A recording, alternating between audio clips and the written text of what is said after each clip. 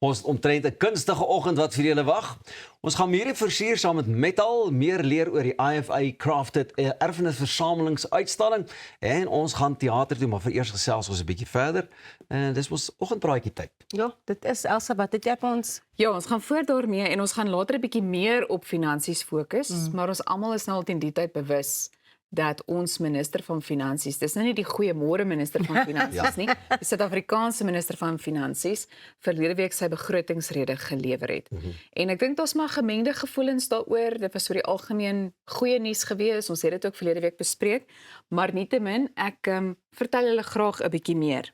Die minister van Finansies, Enoch Godongwana, het verlede week sy begrotingsrede gelewer en hoewel BTW op 15% bly, beteken dit nie verbruikers gaan onaangeraak wees nie. Inteendeel, baie huishoudings gaan die impak direk by die betaalpunt begin voel. Nou die regering sê die fokus is op fiskale stabiliteit en die beperking van staatsskuld. Maar vir gewone Suid-Afrikaners beteken dit hoër brandstofheffings en dan ook dat die sogenaamde sondebelasting weer styg.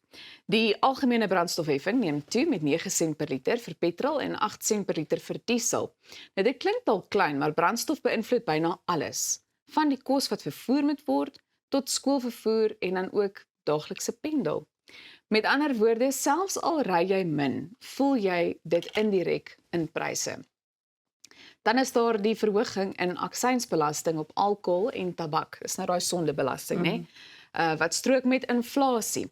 Intussen word ekonomiese groei vir 2026 op slegs 1,6% beraam, wat beteken inkomste groei waarskynlik nie vinnig genoeg om stygende uitgawes maklik te absorbeer nie, as 'n mens dit so kan stel. Dit beteken begrotings by die huis raak belangriker as ooit. Nou gesinne moet dalk weer kyk na hulle maandelikse uitgawes en onderskei tussen noodsaaklikhede en luksehede en moontlik ook kleiner aanpassings maak wat oor 'n tyd 'n verskil teweeg kan bring. Kenners beklemtoon dat selfs klein veranderings soos beter brandstofbeplanning, saamrygeleenthede of slimmer inkopies kan help om die druk te verlig. Die groter prentjie is dat die regering probeer om die land se finansies te stabiliseer, maar op grondvlak bly die werklikheid eenvoudig, elke sent tel. Ek dink ek wil net byvoeg en sê, weet, daar is soveel Suid-Afrikaners wat alreeds daar is geen luksehede nie. Natuurlik. So waar moet 'n mens dan nou verder gaan sny? Ek dink nou net aan die belt. Die belt is al op die laaste, you got to tighten your belt. Die belt is al op daai laaste gaatjie vir almal. En die ander ding is that there doesn't seem to be as much increase in terms of what South Africans are getting paid to do their jobs. People are having to get by with the same amount of money in an economy where everything is just getting more and Alles more verander die hele expensive. tyd. Ja. So how are we supposed to live if the salaries are not matching the cost of living? Dit is vir alle Suid-Afrikaners amper onmoontlik om te lewe. If you've got kids, if you don't have kids, if you live alone, almal is hierdeur geaffekteer. So where's the salary increases that are going to be able to sustain these economic increases? Ja, en ek wil byvoeg en sê, na aanleiding van alles wat nou oor die afgelope naweek gebeur het, en ons gaan later 'n bietjie meer met Thys daaroor gesels, maar ek bedoel, die brandstofheffing is reeds ter sprake al sedert verlede week. Dit is nou 'n bietjie kommerwekkend na aanleiding van die jongste verwikkelinge. Wat alles gebeur het. Ja. Maar hoe en wanneer verleek soos ek nou, het dit begin of gebeur dit laat jou ekonomie so draai? Jy weet, sulke goedjies wil ek ook vir ons minister van finansies vra is.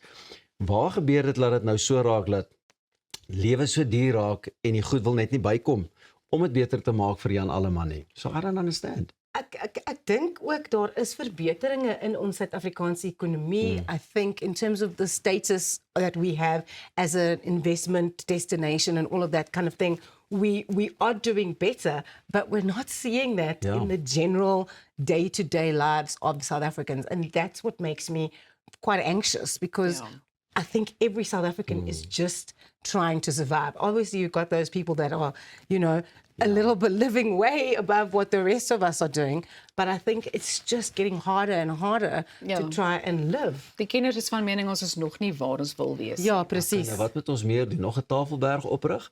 Want ek weet toerisme doen goed. Mynbou doen goed en daai tipe van dinge, maar waar gaan al daai geld heen? Is dit nie ook 'n manier?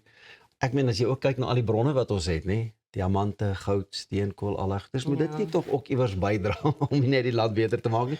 Of maak ek nou 'n can of worms oop hierso? Dalk doen jy, Pieter. Maar what it comes down to at the end of the day is that we just have to keep going. Ons moet net aangaan because we have no other choice really. Hoor. Blink kan Hoor. Jy sien nou by die vrugtesappies van die alkoholbelasting en dinge raak ook al hoe Elsa, erger. waar is jou vrywaring? Dit gaan hoog word op 'n Dan tomatiesappie. alkohol nie te koop aan persone jonger as 18 jaar. Pieter, want ons weet die aksiesbelasting is wat jou die heel meeste pla. Maak my bekommerd, ek het baie vriende wat hengel. Nou ja toe, praat Afrikaans. Praat Afrikaans, leef Afrikaans, maar die belangrikste van alles, laat leer jou kind in sy moedertaal. Moedertaalonderrig is noodsaaklik vir akademiese prestasie, dra by tot veertaligheid of liewer veeltaligheid en lei uiteindelik tot 'n volhoubare, suksesvolle toekoms. As jy dus net die beste vir jou kind wil hê en wil sien hoe hy sy volle potensiaal bereik, gee hom die geskenk van moedertaalonderrig.